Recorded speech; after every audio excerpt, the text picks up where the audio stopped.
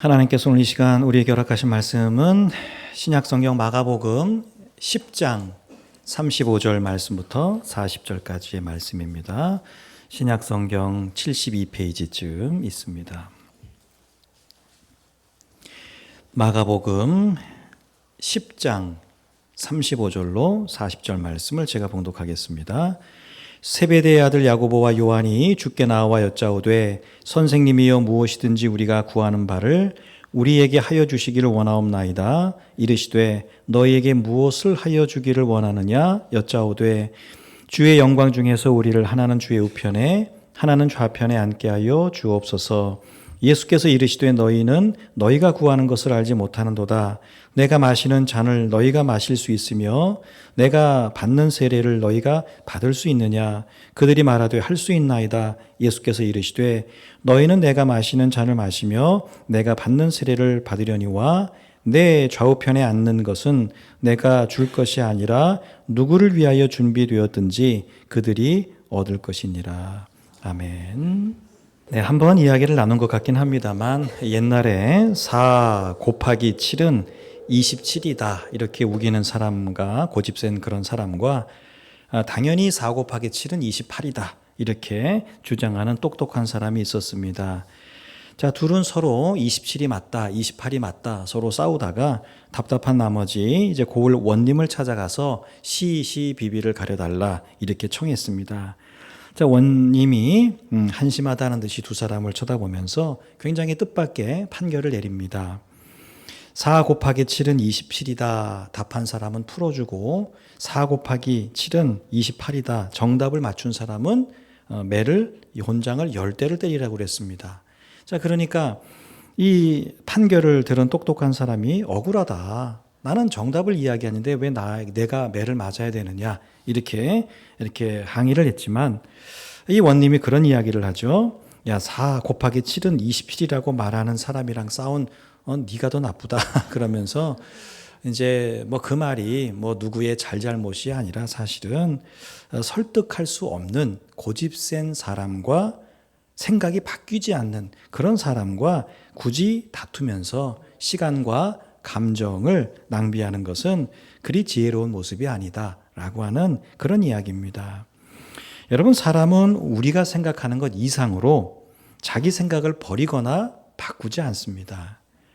어떤 사람이 가슴이 답답해서 좀 쪼이는 것 같아서 이거 검사 받아봐야 되겠다. 병원에 갔어요. 검사를 쭉 했더니 의사가 하는 말이 심장이 좀 안 좋다. 그러면서 혹시 고기나 기름진 음식을 좋아하시느냐 물었더니 이 사람이 하는 말이 나는 평생 동안 한 끼라도 고기 반찬이 올라오지 않으면 밥을 먹지 않았다. 기름진 음식이라면 나는 배가 불러도 늘 먹곤 했다. 너무 좋아한다. 이런 이야기를 했습니다. 그 의사가 그래 당신은 당장은 수술하거나 시술할 필요는 없지만 쭉 관찰하면서 약을 먹으면서 수치를 조절하면서 그렇게 해야 된다. 쭉 말한 다음에 마지막에 주의사항으로 이제 앞으로는 고기와 기름진 음식을 먹지 않는 게 좋다. 이렇게 조언을 했습니다. 자, 그랬더니 이 사람이 내가 평생 동안 그렇게 즐겨 하던 것들을 어떻게 하루아침에 끊겠냐. 내가 지금까지도 평생 잘 살아왔고 지금도 이 정도면 괜찮다는 거 아니냐. 그러면서 결국 이 사람이 의사가 조심하라고 하는 것에 대해서 그리 조심하지 않았다는 거죠. 여러분, 사람이 생각을 바꾼다. 생각을 바꾸는 게 세상 어떤 것을 바꾸는 것보다도 여러분 사실 힘든 일입니다. 오늘 말씀에 보면 이 견고한 자기 생각을 바꾸지 않는 두 제자가 나오는데 세베대의 아들 야고보와 요한이라고 하는 사람입니다. 자, 이 두 형제의 어머니는 살로메로 예수님의 어머니였던 마리아와 자매지간이죠. 그러니까 예수님과 이 야고보 요한은 사촌간, 이종 사촌간이라고 할 수 있습니다. 자, 이들이 예수님께 나와 부탁을 합니다. 뭘 원하느냐 물으시니까 하나는 주의 영광 중에서 하나는 주의 우편에 하나는 좌편에 그렇게 앉게 해달라 이렇게 요청을 하죠. 자, 예수님과 가장 가까이 있는 오른쪽과 왼쪽, 여러분 오른쪽은 성경에서 오른팔, 오른쪽은 굉장히 가장 으뜸되는 중요한 자리를 이야기합니다. 왼쪽은 그 다음을 이야기하는 것이죠. 사실 지금 12제자 중에서 우리가 흔히 수제자, 반장이라고 하는 게 베드로잖아요. 그러면 최소한 베드로 자리는 좀 남겨놔야 되잖아. 근데 자기들 두 형제가 오른팔, 왼팔 좀 이렇게 좀 해주세요. 이렇게 부탁을 하는 것이죠. 자, 이 37절 말씀을 우리가 묵상하면서 우리가 지나치기 쉬운 부분이 있습니다. 그건 뭐냐면 주의 영광 중에서라고 하는 그런 말입니다. 여러분, 우리가 이 37절 말씀을 볼 때 이들의 욕심이었던 오른쪽이냐 왼쪽이냐 우리는 거기에 관심을 많이 갖지만 정작 이들이 그런 욕심을 냈던 이유는 자기들이 따르는 예수님이 앞으로 이 로마와 전쟁을 할 것이고 거기에서 이겨서 많은 사람의 칭송을 받게 될 것이고 로마는 멸망하고 거기에 하나님 나라를 세우게 될 것이고 그러면 뭐예요? 영광 중에 예수님이 왕의 자리에 오르실 거다. 그러면 자기가 또 우리 같은 형제가 오른쪽과 왼쪽을 차지하면 좋겠다. 이런 생각을 지금 하고 있는 것이죠. 여러분, 그런데 이런 두 제자의 생각이 조금 우리가 흔히 하는 말로 어이가 없는 이유가 뭘까? 어이가 없다. 우리가 어이가 없어요. 왜 그렇습니까? 여러분, 바로 직전, 오늘 말씀 읽기 바로 직전에 32절부터 34절 말씀에서 예수님이 뭐 말씀하셨어요? 세 번째로 자기의 고난과 죽음에 대해서 말씀하시지 않았어요? 그런데 그 말씀이 끝나기가 무섭게 예수님의 영광을 들먹이는 겁니다. 지금 예수님은 나 고난당할 거야, 죽을 거야 말씀하셨는데 지금 그 말이 끝나기가 무섭게 이 제자들은 뭐예요? 예수님의 영광 중에서 이런 이야기 하고 있습니다. 그 자리에서 자기들이 가장 중요한 위치에 서게 해달라는 거죠. 그래요. 그 직전 말씀은 뭐 뒤로 하고라도 앞서서 9장에서 10장에서 예수님이 계속 강조하신 게 뭐였어요? 섬기는 자가 귀한 자다. 낮아져라. 이런 얘기를 계속 하셨어요. 자, 그런데도 불구하고 누가 으뜸이냐? 이 이야기를 제자들이 계속해서 자기들끼리 서로 이야기하고 있는 걸 볼 수 있습니다. 이들은 가장 낮은 자가 가장 으뜸이 될 거다라고 하는 예수님의 말씀도 대제사장과 서기관들에게 넘겨지고 이방인들에게 넘겨지고 고난당하고 죽게 될 거다. 뭐 이런 예수님의 말씀도 다 흘려들었습니다. 그리고는 예수님이 머지않아서 이 땅 가운데 놀라운 메시아의 하나님의 나라를 세우시고 로마의 억압에서 유대를 해방시켜서 전쟁에서 이겨서 이 나라를 우리들을 굉장히 놀라운 자리에 예수님은 그 왕의 자리에 오르실 거라고 그렇게 확신을 했죠. 그러니까 이 사람들은 지금 머릿속에 예수님이 이루실 영광만을 머릿속에 가득 생각하고 있었던 겁니다. 그래서 이런 부탁을 하게 되는 것이죠. 예수님이 그런 그들에게 너희가 지금 나한테 뭐 부탁하는지 너희 알지 못한다. 그렇게 말씀하신 다음에 그들의 생각을 바꾸기 위해서 이렇게 말씀을 하십니다. 내가 마시는 잔을 너희가 마실 수 있으며 내가 받는 세례를 너희가 받을 수 있겠느냐. 여러분, 여기서 잔이라고 하는 건 하나님이 우리의 인생을 이렇게 이끌어 가시는 그런 운명과 같은 걸 이야기합니다. 어떤 때는 좋은 운명의 잔이 될 수도 있고 어떤 때는 힘들고 어려운 그런 잔이 될 수 있는데 예수님 같은 경우는 죽음의 잔을 이야기하죠. 세례도 마찬가지입니다. 우리가 세례는 물속에 들어가죠. 사실 우리 물속에 들어가면 죽잖아요. 옛사람이 죽는 걸 의미하는 거죠. 그러니까 여기서 너희가 내가 마실 잔과 세례를 받을 수 있느냐라고 하는 건 너희가 내가 맞이하게 될 고난과 죽음을 너희들도 같이 할 수 있느냐 이런 질문인 것이죠. 자, 두 제자가 뭐라 그러죠? 할 수 있습니다. 전혀 망설이지 않고 할 수 있습니다. 자신 있게 말합니다. 근데 여러분, 사실 이들이 이거 건성으로 대답한 겁니다. 무슨 뜻인지도 모르고 그냥 대답한 거라고 할 수 있습니다. 왜 그렇죠? 지금 이 사람들의 머릿속에는 예수님이 무슨 말씀하시든지 자기 생각으로 가득 차 있는 거예요. 예수님이 이제 가시면 영광 중에 영광, 그럼 우리 오른쪽 왼쪽 이런 생각만 가득 차 있었기 때문에 여러분, 이들이 예수님이 하신 말씀에 그냥 예 그냥 이렇게 건성으로 대답하는 그런 모습을 볼 수 있습니다. 나중에 보면 예수님 잡히실 때 이들도 다 도망쳤죠. 자, 이들이 건성으로 대답했습니다. 그런데 예수님이 앞으로 이들이 어떻게 행하실 것인지 예언적인 말씀을 해주시죠. 뭐라고 말씀하시냐면 너희가 과연 내 잔을 마시며 내가 받는 세례를 받을 것이다. 무슨 말인가요? 너희가 이제 너희가 지금은 예 그렇게 대답했지만 건성으로 대답했지만 그게 뭐가 된다? 실제가 된다는 거예요. 이 사람들은 지금 당연하죠. 예수님 마시는 잔 세례 우리가 다 할 수 있습니다. 근데 무슨 뜻인지 모르고 대답했어. 근데 예수님은 그게 실제가 될 거다. 이렇게 말씀하세요. 나중에 보면 여러분 실제로 이런 예수님 마시는 고난의 잔을 마시고 또 예수님이 받으신 세례를 받았던 야고보, 여러분 초대교회에서 첫 번째 순교자가 되죠. 또 우리가 알고 있는 요한 반모섬으로 귀향을 가서 거기서 요한계시록을 기록할 때까지 그렇게 남은 삶을 살아가는 걸 볼 수 있습니다. 그러면서 결론적으로 예수님 좌우에 있는 가장 영광스러운 자리에 누가 앉을 건가? 이건 하나님이 정하시는 일이라는 거예요. 하나님이 마음에 두신 사람, 준비가 된 사람이 앉을 것이지 그 문제에 대해서 인간인 우리가 신경 쓰면 안 된다. 이런 말씀으로 제자들에게 권면하십니다. 여러분, 다른 제자들도 비슷한 생각을 가졌겠지만 특별히 이 두 제자만 보더라도 어쩌면 이렇게 자기들의 생각을 바꾸지 않는지 우리가 이해가 잘 되지 않습니다. 여러분, 예수님께서 이 제자들을 부르신 이후에 짧게는 만 2년, 3년까지 이 제자들과 함께 하시면서 수많은 말씀들로 이들을 가르치시지 않았습니까? 여러분, 2000년이 지난 오늘날 우리가 기록된 성경으로 예수님의 말씀을 듣는 우리도 이 말씀을 읽고 듣고 묵상하면서 예수님이 이런 말씀을 하셨구나 하면서 여러분 그 말씀의 은혜도 받고 또 감동도 받는데 그래서 우리의 생각과 마음과 행실을 이렇게 바꾸어 나가기도 하는데 예수님으로부터 직접 그 말씀을 들은 이 제자들이라면 훨씬 더 그죠? 그 말씀을 딱 듣고 이렇게 해야지 좀 삶도 바꾸고 생각도 바꾸고 그랬어야 될 것 같은데 그러지 않았다라고 하는 것입니다.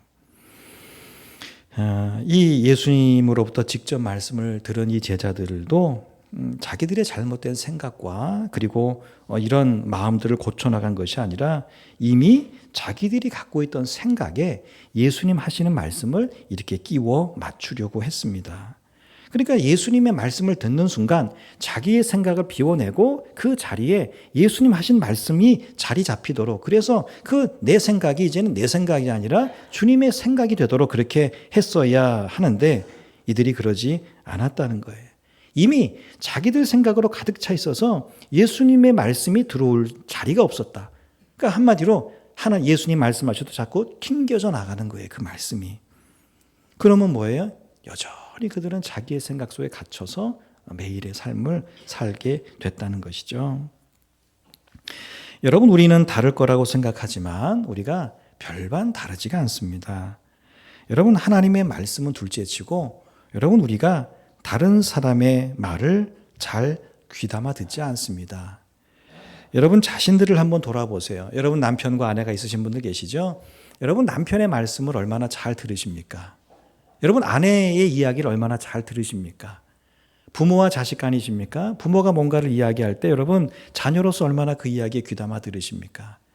자녀가 이야기하는 말들 부모님들 잘 듣고 내 자식이 이렇게 생각하는구나. 내가 좀 이렇게 생각을 바꿔야 되겠구나. 여러분 생각을 바꾸시나요? 아니면 여러분 자녀들에게 그러면 안 돼. 그런 생각하면 안 돼. 그런 마음 가지면 안 돼. 하면서 여러분 잔소리를 하십니까? 우리는 하나님의 말씀을 기준으로 생각하면서 우리 하나님의 말씀을 들으면서 우리 생각 바꿔야 돼. 이렇게 생각하는데 실제로 하나님의 생각은 하나님의 말씀은 좀 둘째치고 사람의 말조차도 우리는 잘 듣지 않는 삶을 살아간다라고 하는 것이죠. 이해와 수용을 잘 하는 사람이라도 그 앞에서 이렇게 고개를 끄덕끄덕하고 또 이렇게 수용하는 것처럼 하지만 실제로 어떤 것을 결정하고 선택하고 그렇게 해나갈 때는 어때요? 내 생각대로 하는 게 보통 저와 여러분들 모습 아닙니까? 그죠? 우리가 사람아, 그래, 옳은 말 한다, 잘한다. 그러면서도 실제로 할 때 뭐예요? 너는 네 생각이고 나는 내 생각대로 이렇게 해나갈 때가 얼마나 많냐라고 하는 것이죠. 여러분 그런 의미에서 이게 배움이라고 하는 거, 이게 수용을 배우는 과정이고 생각을 바꾸는 어떤 기술이라고 할 수 있습니다. 내가 생각한 거와 다른 걸 배워요. 내가 생각한 건 여기까지였는데 다른 걸 배우면 이런 것도 있네. 우리는 그걸 이렇게 배우게 되죠. 그러면서 그거를 조금씩 받아들이고 생각이 다른 사람과 토론하고 그렇게 하면서 내가 가진 생각 속에서 잘된 것은 더 키워나가고 잘못된 것은 바꾸는, 여러분 그걸 우리는 배움이다 혹은 교육이다 이야기를 합니다. 여러분 사람인 우리는 다른 사람이 변한 건 참 잘 압니다. 아, 저 사람 변했어. 그거 우리 너무 잘 깨닫습니다. 근데 내가 변하고 있던 사실은 잘 우리는 인식하지 못합니다.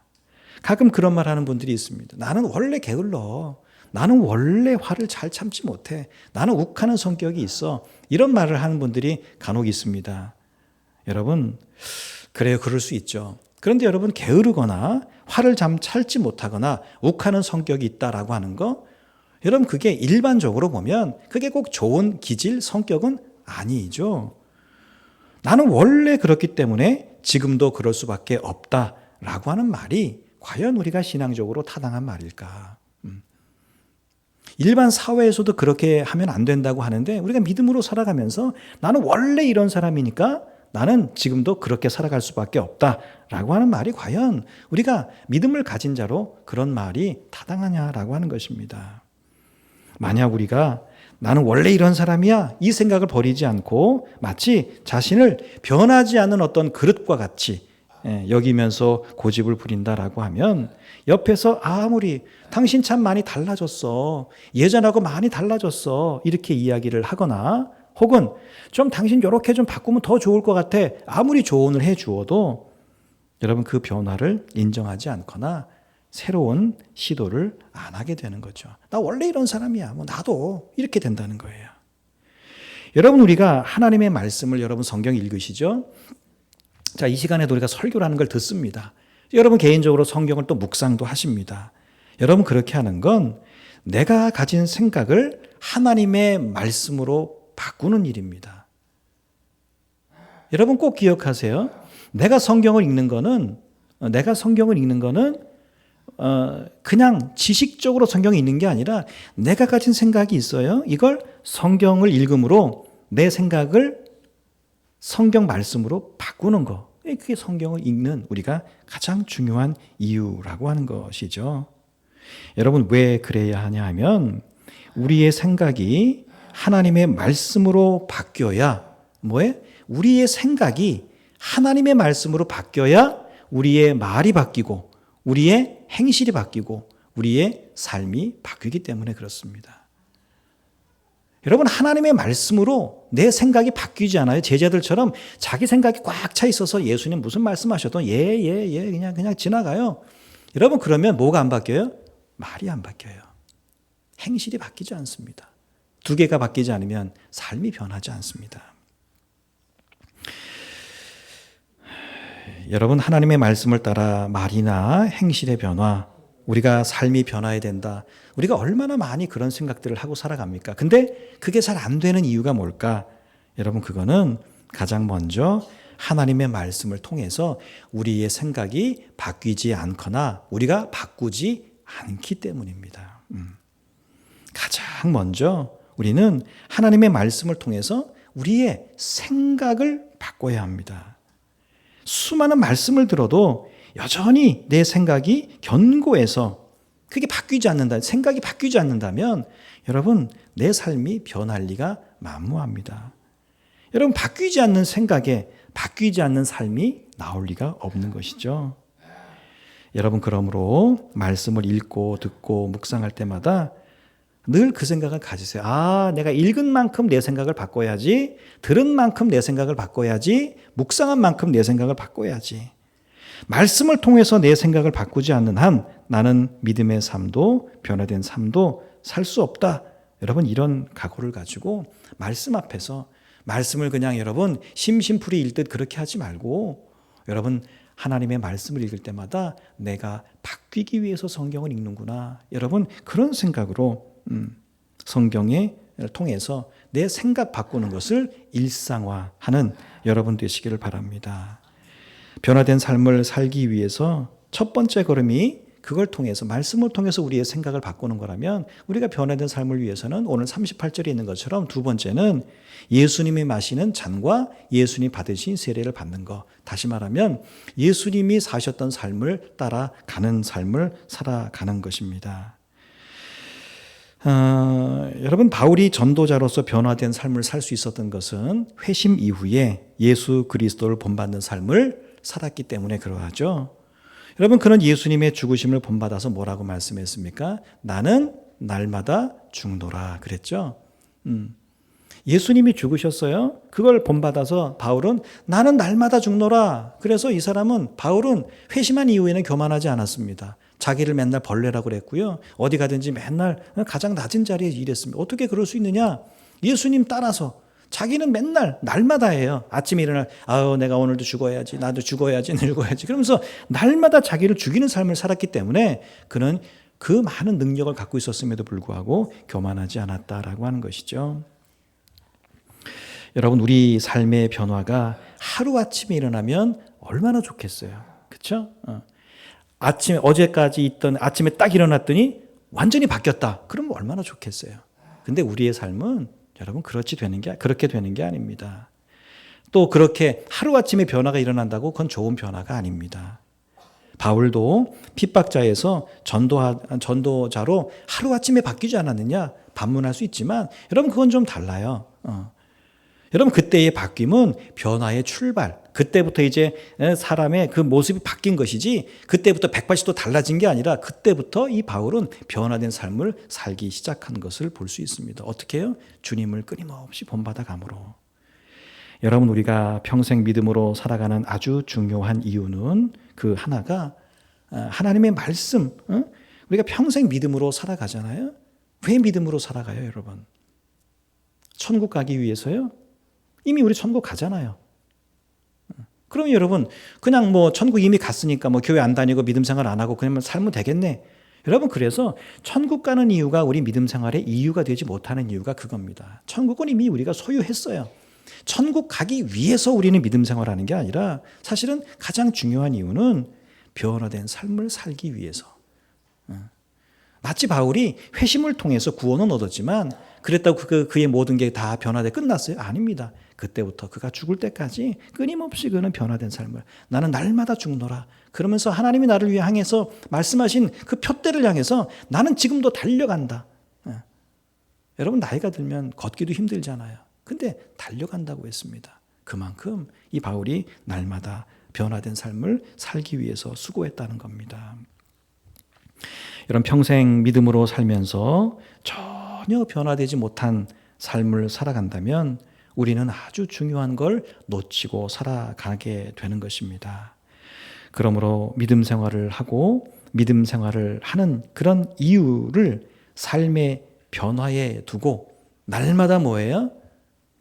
주님이 걸어가신 길과 본을 따라 살아가는 저와 여러분이 되어야 할 줄로 믿습니다. 엉뚱한 사람 따라가지 말고 잘못된 본을 보이는 사람 그 본 따라서 나도 못된 거 그런 거 하지 말고 여러분 정말 오늘 새벽기도 말씀도 그런 말씀이었는데 여러분 사람 중에 내가 정말 본받을 사람이 없다. 만약 여러분 그러면 좀 그렇지만 만약 그렇다면 주님을 여러분 본받으면서 살아가셔야 합니다. 당연히 우리 주변에 본받을 분들이 많이 있지만 여러분 우리가 변화된 삶을 살아갈 때 하나님은 기뻐하시며 우리를 기쁘게 주의 일에 사용하십니다. 또한 우리 곁의 사람들이 그런 우리의 모습을 통해서 주께로 돌아오는 구원의 통로 역할을 우리가 하게 된다는 것이죠. 나는 주님을 본받고 그죠? 또 누군가는 나를 본받아서 바울이 했던 말이죠. 나를 통해서 주님을 알게 되고 믿게 되고 구원받는 거. 여러분 그게 전도고 그게 믿음으로 사는 것 아니겠습니까? 여러분 자신 있게 여러분 주변의 사람들에게, 여러분 남편에게, 여러분 아내에게, 여러분 자녀에게, 여러분 주변의 친구에게 너는 나를 본받는 자가 되라. 바울이 말했던 이런 말을 여러분 자신 있게 할 수 있으세요? 그래요. 우리는 다 부족하기 때문에 모든 걸 본받으라고 말할 수는 없어요. 그러나 우리가 정말 이 믿음에 관해서만큼은 변화를 위해서 그렇게 기도하고 수고하는 것만큼은 야, 이 다른 건 몰라도 이거만큼은 너 나 본받아야 돼. 여러분 이렇게 우리가 자신 있게 말할 수 있어야 되겠습니다. 남은 삶 말씀을 듣고 읽고 묵상할 때마다 그 말씀으로 내 생각을 바꾸고 또 그렇게 말씀으로 바꾸어진 그런 생각과 예수님의 본을 따라서 살아감으로 변화된 삶을 살아가는 여러분 되시기를 주의 이름으로 축복합니다.